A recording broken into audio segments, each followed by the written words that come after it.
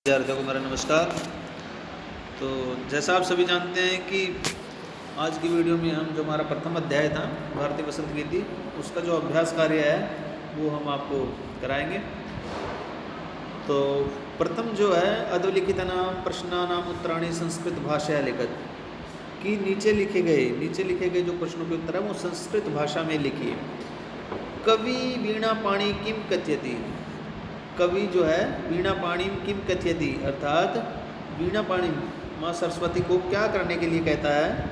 तो कवि वीणा पाणी नवीना वीणा निनादितुम कथ्यति, कवि वीणा की देवी जो माँ सरस्वती है उसको नवीन वीणा, अपनी नई वीणा को, वीणा वादनी कहते हैं उसको, नवीन वीणा को निनादितुम कथ्यति उसका वादन करने के लिए कहता है, उसको बजाने के लिए कहता है। वसंते किम भवति, वसंत में क्या होता है।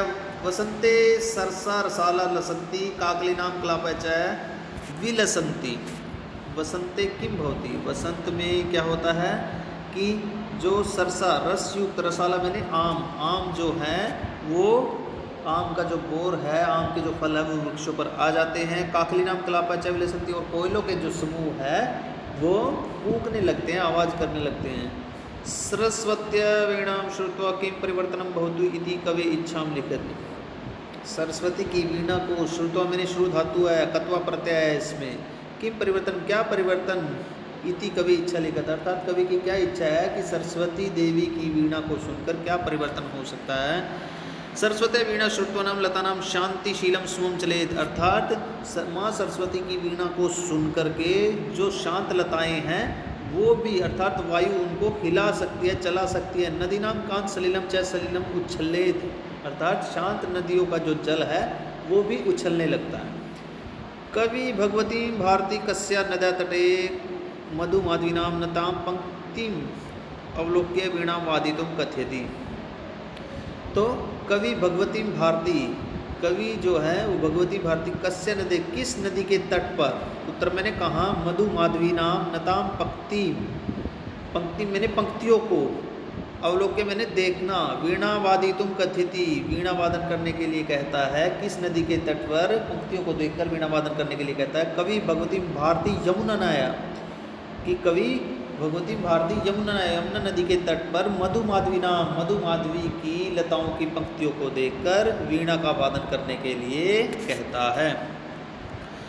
तो प्रश्न नंबर 2 है क स्तंभे पदानी ख स्तंभे तेषां प्राय पदानी पदानी तानि चित्वा पदानाम समक्ष लिखत। ख और ख स्तंभ में उनके प्रायवाची शब्द दिए गए हैं, एक तरफ और दूसरी तरफ उनके प्रायवाची हैं, तो उन्हें चुनकर आमने सामने लिखना है। जैसे सरस्वती, सरस्वती का प्रायवाची है वाणी, सरस्वती का प्रायवाची वाणी। आम्रम का रसाला है, पवनम का, पवना का समीरा है, और उसके पश्चात तटे का आएगा तीरे, ब्रह्मणाम अलिनाम। उसके पश्चात है तीसरा है अधोलिखितानाम पदानि प्रयुज्य संस्कृत भाषा वाक्य रचनाम कुरुत, निम्नलिखित शब्दों का जो प्रयोग करके संस्कृत भाषा में जो वाक्य की रचना करनी है। जैसे निनादय, निनादय हे भारती नवीना वीणाम निनादय। उसके बाद मंदम मंदम, मंदम धीरे धीरे, अद्य पवन मंदम मंदम रहती, आज जो पवन धीरे धीरे चल रही है। मारुता है, अद्य मारुता मंदम मंदम बहती, हवा जो है वो धीरे धीरे चल रही है। सलिलम ग्रीष्मे नद्य सलिलम शांतम भवती, ग्रीष्म ऋतु में जो है ग्रीष्म गर्मी में जो है नदियों में सलिलम शांत भवती, पानी जो है वो शांत रहता है। सुमन है, सुगंधित भवती, सुमन, सुमन यानी कि पुष्प जो होते हैं, फूल जो होते हैं वो बिल्कुल सुगंधित होते हैं। तो इसके पश्चात जो है ये सुक्तियाँ हैं, सुक्तियों का आपने हिंदी में भावार्थ लिखना है। प्रथम जो सुक्ति है कि वसंते लसंती सरसा रसाला कलापा ललित कोकलिनाम, तो इसको लिखना है, भावार्थ लिखना है। प्रस्तुत सुक्ति पंडित जानकी वल्लभ शास्त्री द्वारा रचित काकली नामक ग्रंथ से संकलित पाठ भारतीय वसंत गीति में से उद्धृत है। उद्धृत का अर्थ होता है ली गई है। वसंत ऋतु में प्रकृति का रोम रोम खिल उठता है। वसंत पंचमी के दिन सरस्वती की पूजा भी की जाती है। संभवतः इसी अवसर पर मधुर मंजरियों से पीली तथा सरस आम के वृक्षों पर बैठे हुए कोयलों की कूक से पूरा वातावरण शोभायान हो रहा है। वातावरण जो है वो बिल्कुल प्रसन्नचित हो रहा है। अतः कवि माँ सरस्वती से प्रार्थना करता है कि आप अपनी सरस वीणा को बजाओ, रसयुक्त वीणा को बजाओ। सरस वीणा होती है जिसमें रस हो, आनंद हो, प्रसन्नता हो। तो कलिंद आत्मजाया रसवान स्थिरे नताम पंक्तिमालोक्य मधु माधवीना। तो प्रस्तुत सूक्ति इसको भी ऐसे लिखना है, पंडित जानकी वल्लभ शास्त्री द्वारा रचित है, काकली नामक ग्रंथ में से लिया गया है और भारतीय वसंत गीति अध्याय में से उद्धृत है। यमुना नदी का तट बेंत की लताओं से घिरा हुआ है। नदी के जल की फुहारों से मिली हुई मंद मंद बहने वाली वायु से फूलों से खिली हुई माधवी लता झुक गई है।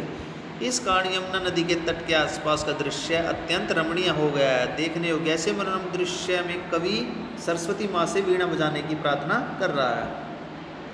मल्य मारुतो चुंबिते मंजु कुंजे स्वानितामंति प्रेक्ष्य मलिन मालविना।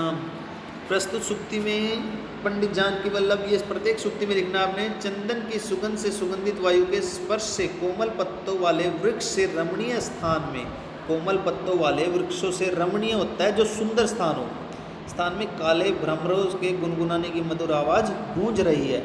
यह आवाज़ अत्यंत मनमोहक तथा आकर्षक है। इस आवाज़ को सुनकर कवि ने माँ सरस्वती से वीणा बजाने की प्रार्थना की है।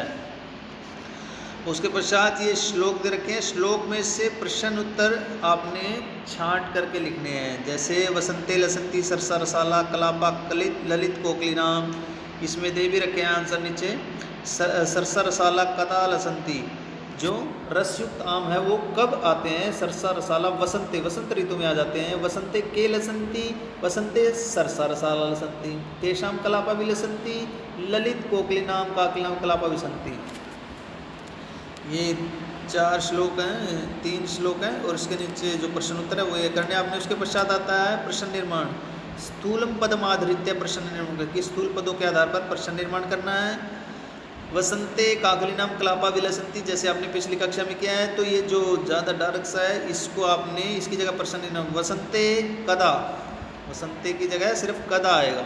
उसके पश्चात कवि वीणा पाणी वीणा निनादितुम कथ्यति, तो वीणा निनादितुम किम, वसंते सरसा रसाला रसाला के।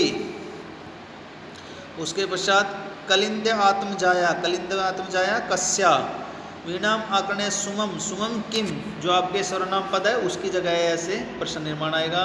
उसके पश्चात रखें आपके जो है MCQ, ये आपने MCQ ना वेरी शॉर्ट में लिखने हैं। जैसे आपने प्रश्न लिखना है वसंते सरसा के लसंती, तो आपने इसका आंसर लिखना है रसाला। उसके पश्चात कस्या तीरे समीरे मंदम मंदम बहती, उसके पश्चात उत्तर लिखना आपने यमुनाया।